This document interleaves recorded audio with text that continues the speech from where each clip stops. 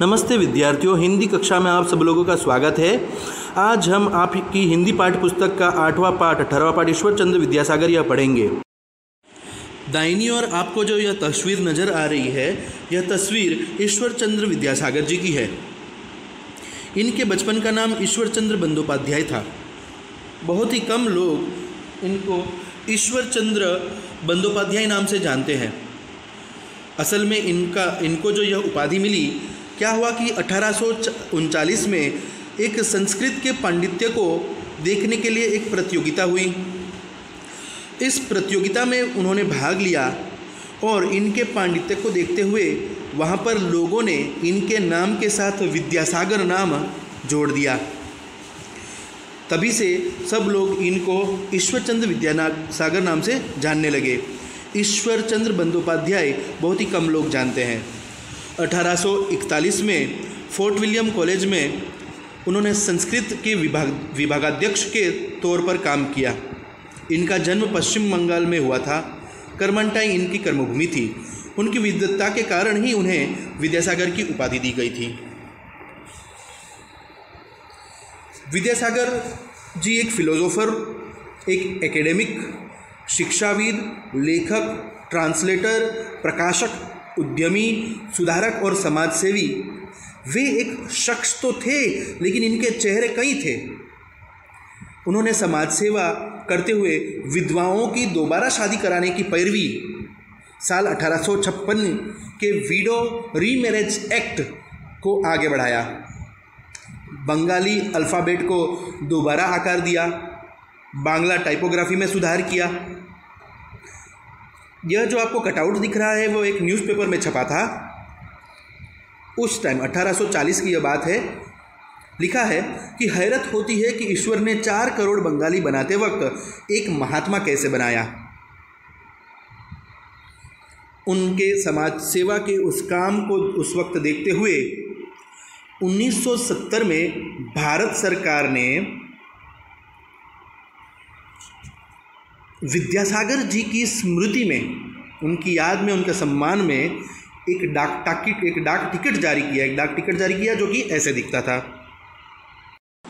ईश्वर चंद्र विद्यासागर जी से ही जुड़ी एक कहानी है जो आपकी पाठ्यपुस्तक, हिंदी की पाठ्यपुस्तक दुर्वा में है। पाठ 8वां ईश्वर चंद्र विद्यासागर, इसको हम पढ़ेंगे।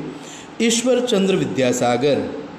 ईश्वर चंद्र विद्यासागर प्रसिद्ध विद्वान और समाज सुधारक थे। वे बंगाल के निवासी थे। बंगाल में उनका बहुत सम्मान था। वे सादा जीवन, उच्च विचार वाले महापुरुष थे। एक दिन एक युवक उनसे मिलने उनके गांव मिदनापुर आया। वह रेलगाड़ी से उतरा, स्टेशन पर उतरा। उसके पास एक सूटकेस था। देखिए यहाँ पर आपको दिखाया गया है। उसके पास एक सूटकेस था। स्टेशन पर कूली नहीं था। उस युवक को बहुत गुस्सा आया। वह बोला, यह अजीब स्टेशन है, यहाँ एक भी कुली नहीं है। उसी गाड़ी से एक और आदमी उतरा। वह बहुत सादी पोशाक में था।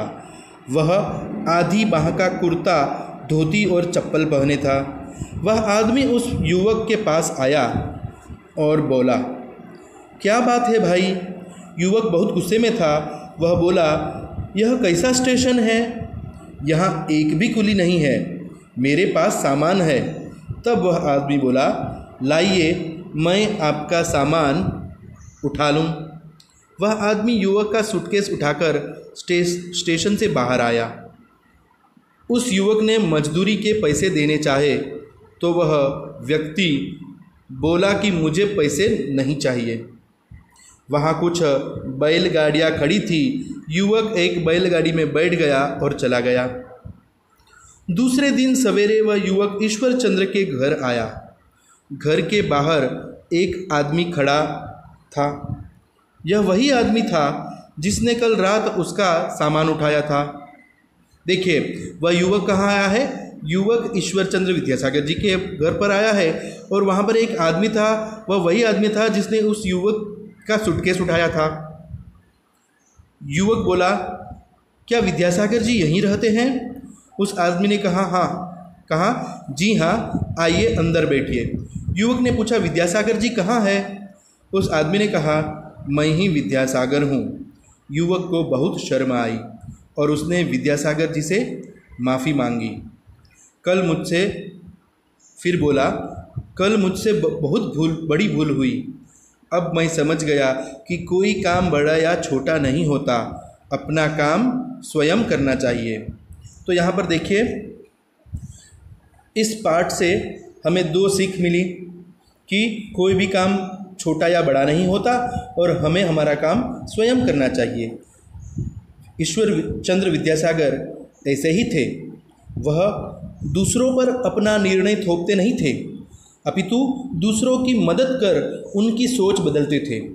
समाज में फैले सड़ांध, ढकोसले, दुर्विचार, इन सब को उन्होंने अपने तौर तरीक़ों से सुधारा और इसीलिए उनकी कीर्ति बहुत बड़ी हुई।